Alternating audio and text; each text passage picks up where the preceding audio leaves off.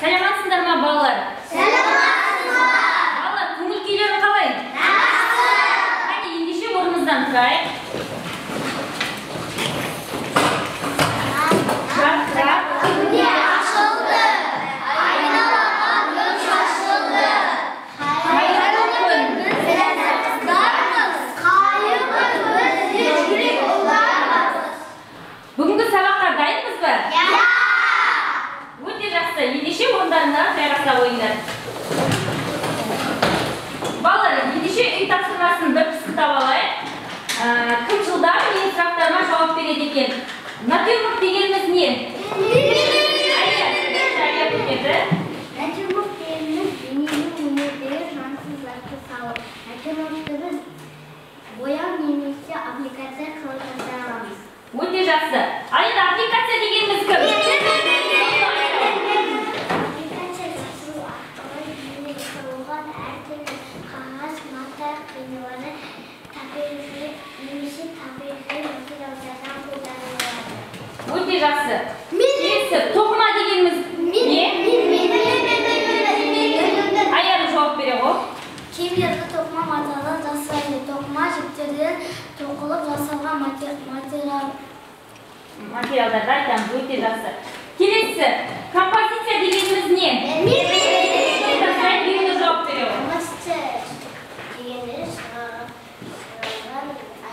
Шығармадағы әртүрлі бөліктерді құрастырады. Өте жақсы. Балалар, үй тапсырмасына жауап берген оқушыларды от шашу арқылы өте жақсы. Балалар, суретке қарайшы. Суретте не көріп тұрмыз? Жемістер. Жемістер. Осы суретке қарап біздің тақырыбымыз не деп ойлайсыңдар? Жемістер. Біз бүгінгі тақырыбымыз жемістер ассортиі. Сабағымыздың мақсаты, балалар, сендер қарапайым әдістерді пайдалана отырып, түрлі түсті қағаздар жемістердің көлемді аппликациясын жасаймыз. Жемістер орысша қалай болады? Енді ағылшынша? Фруктес. Біз жемістерді жақсы көреміз бе? Жемістерді көп жейсіңдер ма? Дұрыс айтасыңдар, жемістердің біздің ағзамызға беретін пайдасы өте зор екен. Сондықтан да аналарымыз сендерге жеміс берген кезде оны тауысып жеп аламыз. Солай ма? Кітабымыздың 135-ші бетін ашайық. Оқулықпен жұмыс жасайық. Және кітабымызда 135-ші бетті ашамыз. Кітапта балалар қандай жемістерді жасаған? Түрлі түсті қағаздар. Ананас. Біз қазір соны жасайтын боламыз. Алдымен алманың бейнесін ауада салайықшы. Қане, менімен бірге қайталаймыз. Келесі алмұртты салып көрейік.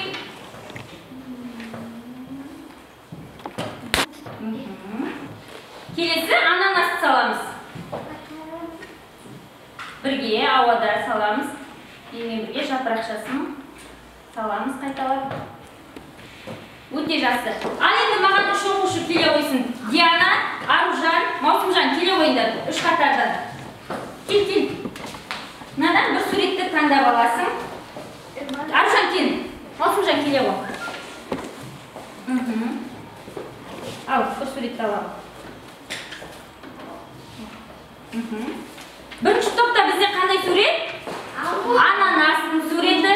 Екінші топта алма жасайтын болады, яғни түрлі түсті қағаздан отыра ғой. Алып қара ғой. Үшінші топ қандай? Алмұрт. Отыра ғой. Енді балалар, тақтаға салып көрейікші. Бірінші топ ананас жасай ма? Кім маған ананас салып береді? Әділхан шыға ғой. Екінші топтан Әділхан шыға ғой. Сен алманың суретін сал. Кім? Нұрлы шыға ғой. Нұрлы бізде алмұрттың суретін салады. Болған ма?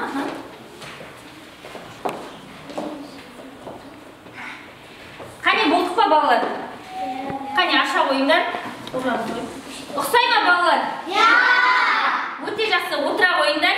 Енді орнымызға осыны түрлі түсті қағазға салып, шығармашылық жұмысымызды бастаймыз. Ол үшін алдымен балалар таныс болайық. Бірінші қайшымен, желмен абайлап жұмыс жасаймыз. Екінші, сабақ соңында қағаз қалдықтарын қоқыс жәшігіне тастаймыз. Үшінші, сабақтың соңында міндетті түрде қолымызды жуамыз. Ал енді бастайық балалар. Бірінші топ ананастың суретін саламыз. Міне, бірінші біреу ананастың солыңқы бөлігін салыңдар. Біреу күрекшелерді қиыңдар, ал біреуі ананастың жапырақшасын салайық. Қане, карандашымызды алайық, қолымызға сала қойыңдар. Тез-тез карандашымызды алып, қолымызға салайық. Екінші топ алманың бірнеше алманың суреттерін саламыз. Сосын соны бәріміз біріктіріп, қиып жабыстыратын боламыз. Қане, барлығында алманың суреттерін салыңдар, сонда бізде бірнеше алмалар шығады.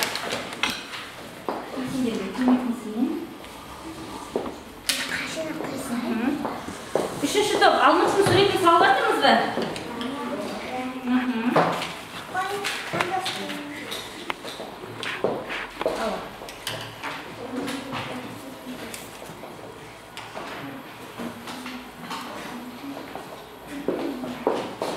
Диана, сен ананастың күрекшелерін қия бер, және оны Асылханға бере бер. Асылхан кілеммен орап дөңгелектей береді. Қия бер.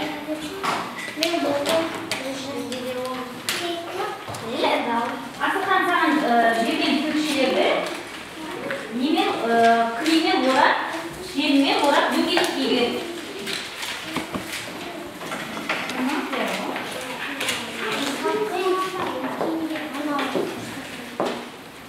Жемістердің суреті міне алмық тобы жемістерді салып қиып жатыр екен.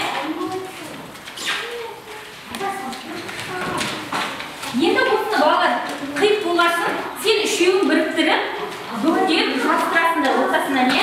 Үшеуін жабыстырыңдар, үшеуін бөлек жабыстырыңдар.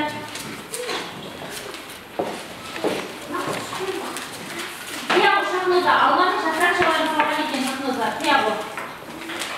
Енді қайшымен қиып аламыз, үшеуі жарайды, оны қиып аламыз.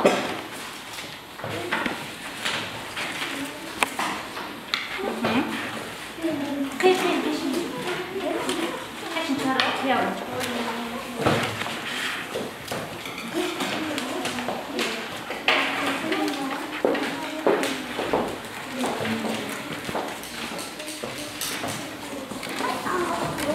Ал балалар, бірінші топ ананастарын дайын ба? Неге балалар, бірінші топтың жасаған ананастары? Міне балалар, шын ананастар ұқсап тұр ма? Ұқсай ма? Өте жақсы. Балалар, ананас орысша қалай?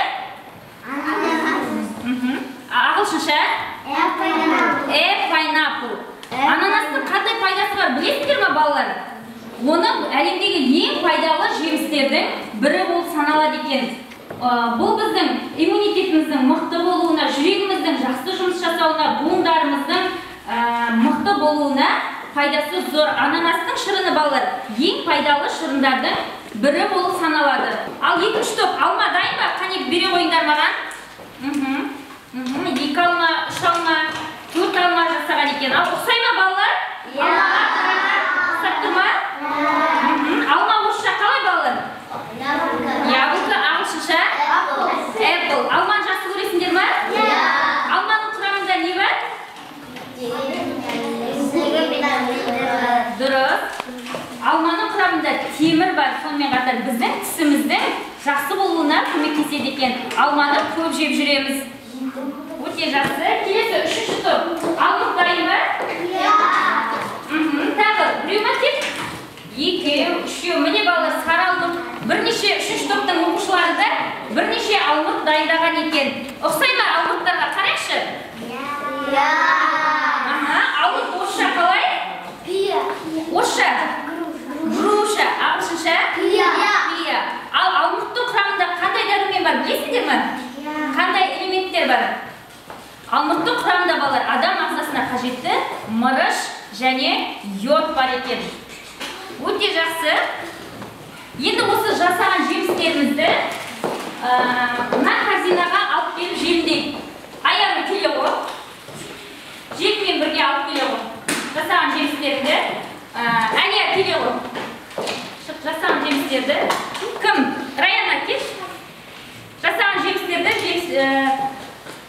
креммен бірге алып келе қойыңдар.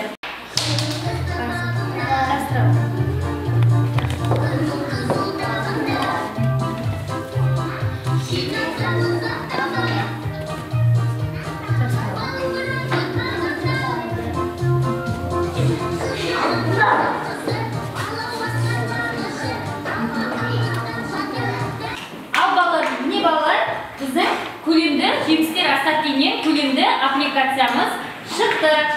Ұнап тұр ма сендерге? Өз жұмыстарыңды қалай бағалайсыңдар балалар? Өте жақсы деп бағалаймыз ба? Міне ананас тобын бағалаймыз смайликпен. Ананастың күліп тұрған бейнесіндегі.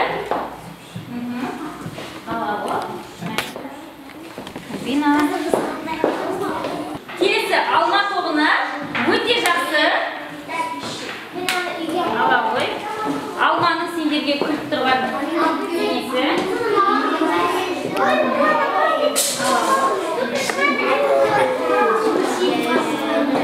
Келесі алма тобына сендердің балалар бұл жасаған жұмыстарыңды өте жақсы деп бағалаймын. Ал балалар орнымыздан тұрып бір сергіп алайық. Бұл жемістер мен көкөністер ойыны деп аталады. Ағаштардан өсетін жемістерді айтқан кезде жоғарыға қол шапалақтаймыз. Жерде өсетін жемістер мен көкөністерді айтқан кезде жерде шапалақтаймыз. Қолымызды төмен түсіп шапалақтаймыз. Қане кеттік. Алма, қарбыз, өте жақсы, қияр, өрік, қауын, қызанақ. Өте жақсы балалар, біз қандай жемістердің жоғарыда өсетінін, ағаштың басында өсетінін, ал қандай жемістердің жерде өсетінін білеміз, е? Өте жақсы. Отыра қойыңдар. Келесі балалар, менің сүйікті жемісім атты жұмысты жасайды. Жұптық жұмыс. Ең сүйікті жемістеріңді осы жерден бояйсыңдар және көшімізбен алмастырып, бір-бірімізді алдымыздағы смайлик арқылы бағалаймыз.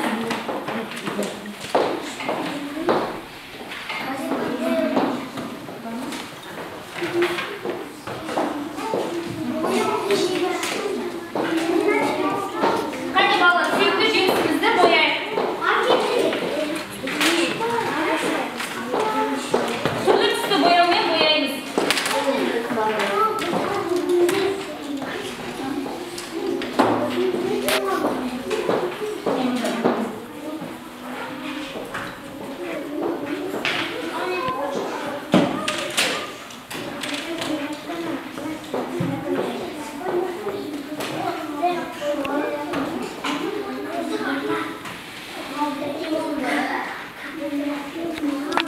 Бояп болсақ балалар, қасымыздағы көршімізбен алмастырамыз және мына смайликтердің біреуін жапсырып көршімізді бағалаймыз.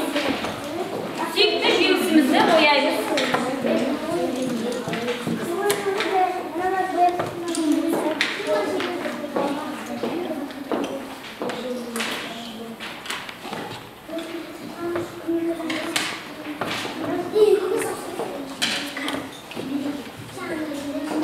Бояп болсақ ауыстырайық. Ал балалар, бояп болсақ қасымыздағы көршімізбен алмастырайық және бір-бірімізді смайлик арқылы бағалайық. Бағалай қойыңдар. Өте жақсы. Ерсұлтан, ауыстырау Альбина. Бағалайық. Альбина бағалайық.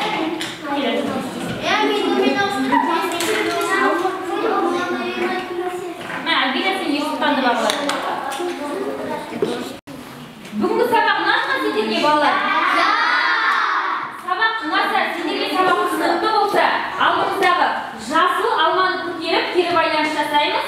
Немесе сабақ түсініксіз болса, алдымыздағы қызыл алманы көтеріп, кері байланыс жасай қойыңдар маған.